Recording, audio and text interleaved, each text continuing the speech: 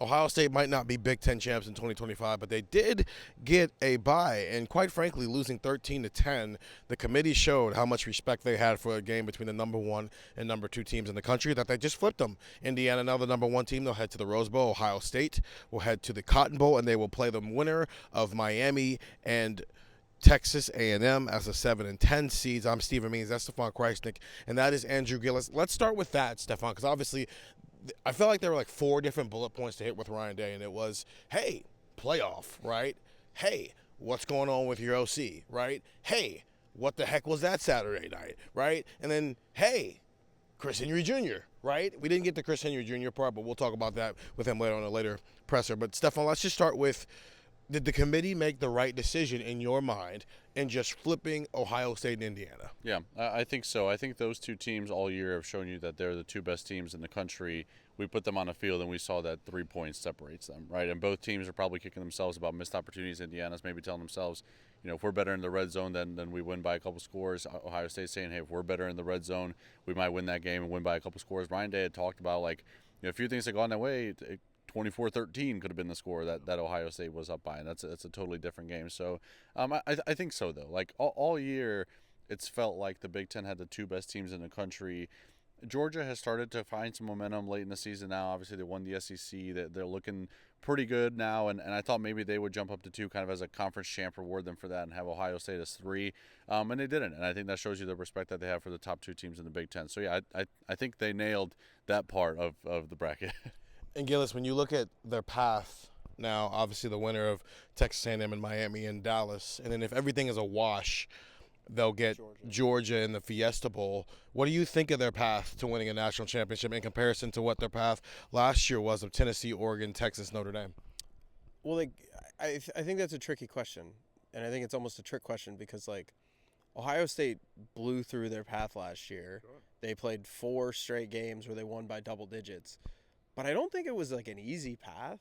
I don't think it was Ohio State, they got so lucky that they played a G5 and then there was a massive upset so they didn't play somebody else that they could have played. Ohio State had a really tough path. I think it's actually pretty comparable to last year. I think Ohio State would have, you look at the way that the bracket was set up, you're on the opposite side of Indiana pretty much no matter what. I think if you could probably map out an ideal path for Ohio State, you would probably prefer them to be the 3 seed. Because if they were the 3 seed, they would be playing the winner of Ole Miss in a G5 game. Now that would open up the door for you to play Georgia maybe in the in the Peach Bowl in that semifinal. I don't know how that would work. They still would have been playing the Fiesta Bowl. They still would have been playing the Fiesta Bowl. So even then, that's even a more point of maybe the 3 seed would have been better. So I think this path is tough. I think Ohio State can absolutely still win a national championship. In fact, if you had to ask me who I think is going to win a national championship, I probably still think it's Ohio State. I think they're the betting favorite right now, or at least they were going into the college football playoff rankings. So, yeah, I think it's a very tough path. I think you map it out. We were kind of just hypothesizing really quick because, you look at what A&M can do. They have talent on defense. Marcel Reed is going to give you some problems if they play him.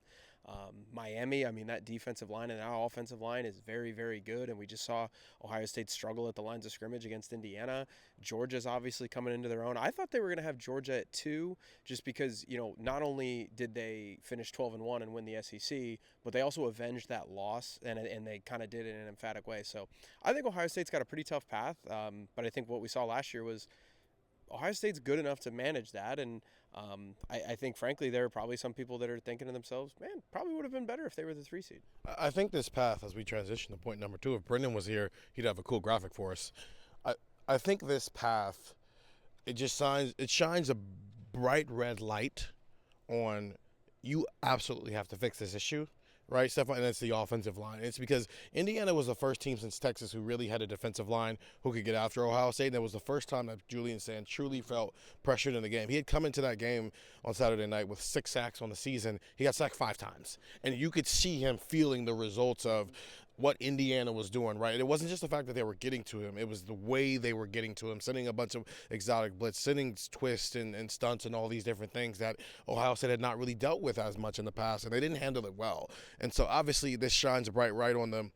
the right side of the offensive line and mainly that right guard spot. And I don't think Ryan Day got asked about that spot specifically, but he did get asked a bunch of different questions about red zone and run game and execution. And I do think whether it's Texas A&M, whether it's Miami, whether it's Georgia, here we are, right? The one flaw about Ohio State's offense, it now has 30 days to figure that flaw out, because no matter how it's been, if things go the way that we think they're going to go, they're going to have to play good defensive lines here going forward. Yeah, no, you look, if they face Miami, they might play, arguably the first or second best defensive player in the country, right? With Bain. You look at, Georgia, what they could do up front. Obviously, they avoided Texas Tech. I think they have a pretty good defensive line or defensive front, but A&M's got a pretty good defensive front too. So yeah, it's going to be challenged. And Ryan Day wasn't asked specifically about right guard, but on Saturday he talked about the rotation that they want to continue doing there, and I'm very curious to see how Josh Padilla, reemerges as part of this conversation. I think his injury was just very untimely, right? Like, you're trying to find a groove, but right as you're trying to find a groove, Michigan's on the schedule, and then the Big Ten Championship. Like, they have 3 weeks now to kind of work on that, so I'm sure Josh Padilla is going to be part of this conversation as well. But yeah, it's you want to be able to learn from wins, obviously, right? Ryan Day always says that you should be able to learn from your wins. Sonny Styles has talked about how after a win they'll do film review and they'll say, okay, review this film as if we lost the game, right? They try to do that, but nothing can replicate the actual thing. And now they've actually lost, and they can kind of reevaluate some things. And offensive line is certainly going to be a big thing, because I will say right guard has been an issue a lot of this season, right? We talked about it a ton. PFF grades don't tell everything, but they can tell you some things. Luke Montgomery's PFF grade was not good. No. Austin Saraville's PFF grade was not good. So, like, even the guys you truly trust on this offensive line, they didn't look great against Indiana.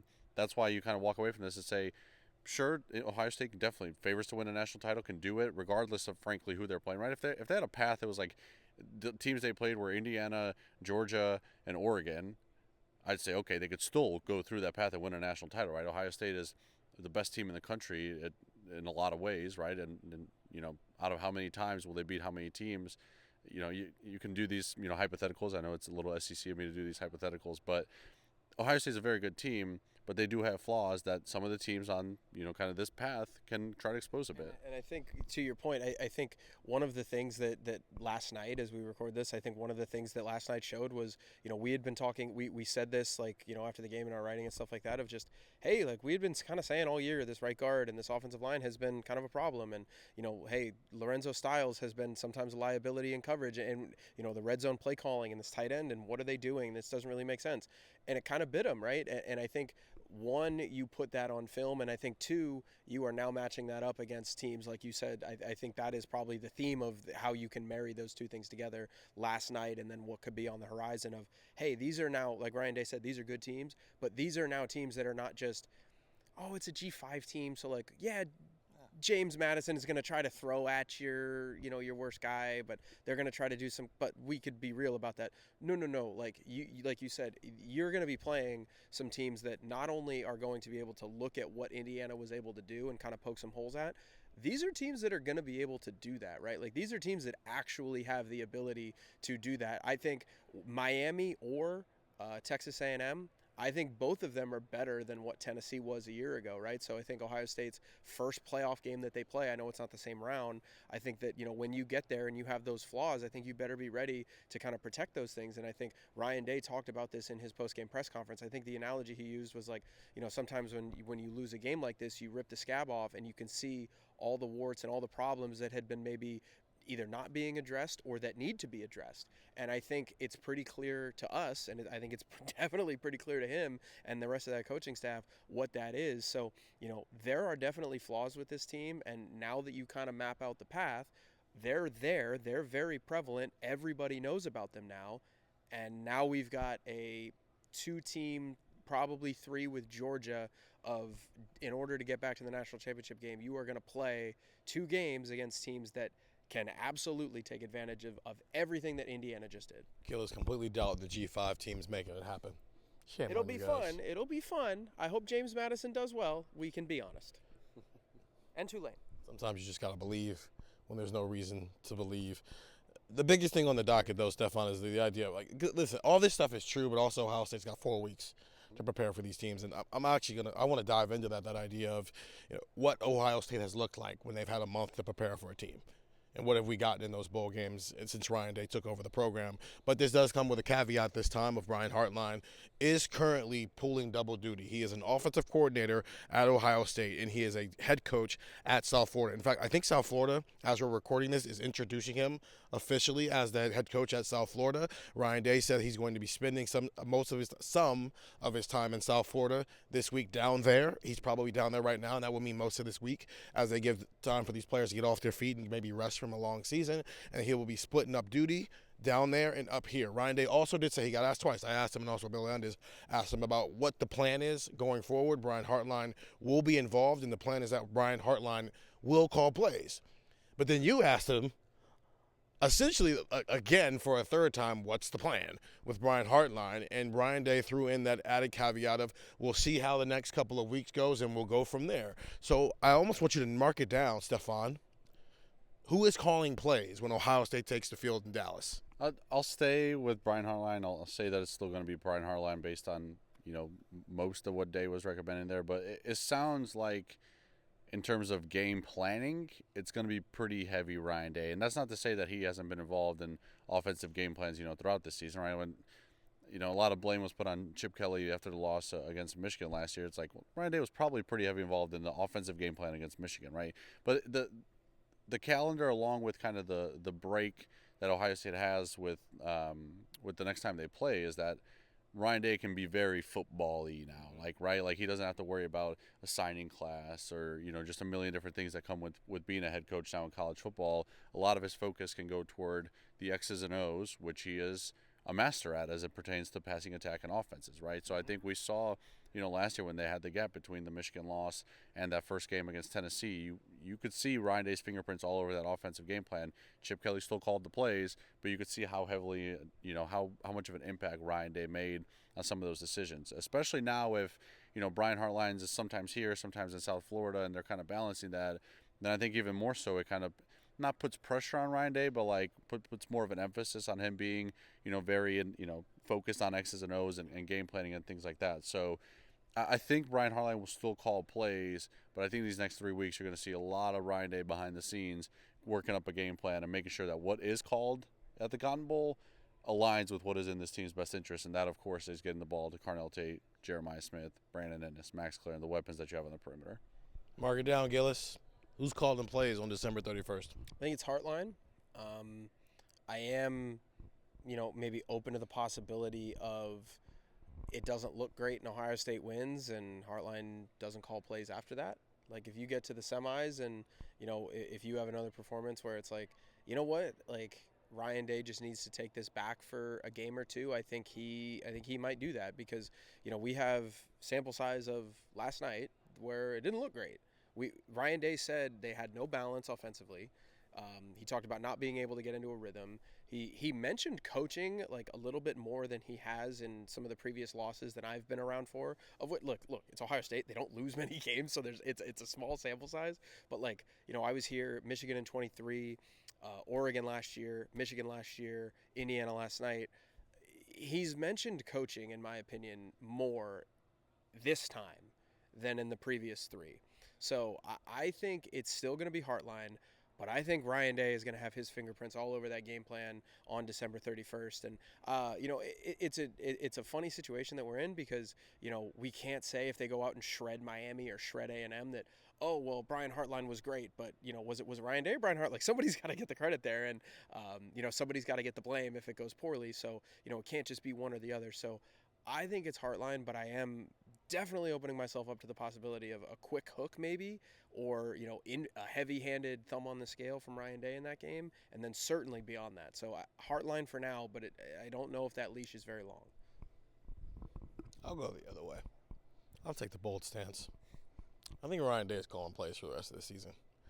And I just don't think this week, and I get it, a lot of this stuff happened in the spur of the moment, so I don't know how much. You can't blame Brian Hartline for, it's Tuesday night and he gets a call that, hey, we want you to be the next head coach. Right, that drastically changes things, and it changes how the week goes, right? It changes what Ryan Day's priorities have to be when he's also trying to save the recruitment of a 5-star wide receiver, right? There was a lot of things that, and this is not why Ohio State lost the game, but it might be why the game plan wasn't as good as it could have been, right? I mean, Indiana's not dealing with its coordinators leaving for South Florida.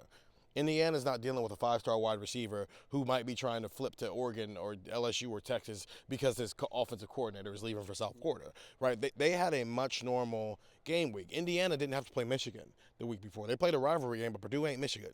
And then they had a bye week before that, right? It's just the lead up to this game for Indiana was maybe a little bit more ideal and focused and zeroed in than it was for Ohio State. That's not why they lost. They lost the game because they couldn't execute in the red zone, and Jaden Fielding missed a 26-yard field goal. That's why they lost the game at the end of the day. This is just context of what led to why they were put in this position to lose the football game on Saturday.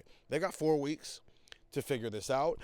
I think he wants to see how Brian Hartline handles being in 2 places at once. I think this next week is big for that. I think this next week and how this all goes, I think they might make a decision. Well, I mean, they're not going to get really too deep because they can only get but so deep because they're going to do like light game planning because they have to. Yeah, I think when they start, Ryan Day said they want to be at maximum peak speed, all the buzzwords at the end. This is going to be a 30-day ramp up, which starts with JJ and Carnell get off your feet and get healthy because Carnell Tate is not fully healthy. It's very obvious. Mm-hmm. I think he played like 27 snaps. That might be low, but he did not play anywhere near the level of snaps that you would expect the, at worst, 4th best player on this team to play in a Big Ten championship game against the number 2 team in the country. And so that's step number 1 is get all these guys who have played almost 1,000 snaps this season, just sit them down, get them rest, get them rehabbed, and then you get them going, right? You get them ready to go play in a playoff game and do what they did last year. In the meantime, I think over the next couple of weeks, Ryan Day is going to be paying attention to how Brian Hartline handles when he's here and when he's there. Because Ryan Day said when he's down there, and we're still going to be game planning without him. When he's up here, he's locked in here, and we're going to be game planning. And if it feels like Brian Hartline's head is in 2 different spaces, then Ryan Day's going to take the playbook. If it feels like Brian Hartline is handling it, then I think he calls plays. I just think this reaches a point where Ryan Day goes, your head's in 2 different places. And we need to win. We need to beat Texas A&M. We need to beat Miami. I'm just going to call plays. And you know what? Brian Day, when all he has to worry about is football, pretty good at calling plays.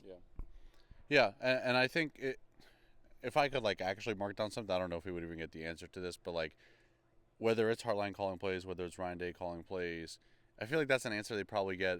Hey, let's figure that out before we step on the plane to get to Dallas. So, they're going to practice. They'll have some time off. They're going to practice here, get ready. And then if they're flying on December 28th or whatever, before they get on that plane, they're going to have an idea of, hey, when we get to Dallas, here's who's going to call plays on offense. Because at that point, Brian Hartline's done going back and forth. I imagine when the team goes to Dallas, he's going to Dallas, and he's not going back and forth in those, 4 days, 3 days that they're down there. So it is interesting. One caveat, though, to toss in on all this, December is perfectly set up for something like this. In Gillis, you were talking about if it doesn't go well at the Cotton Bowl, but they still win, that maybe then he takes it back.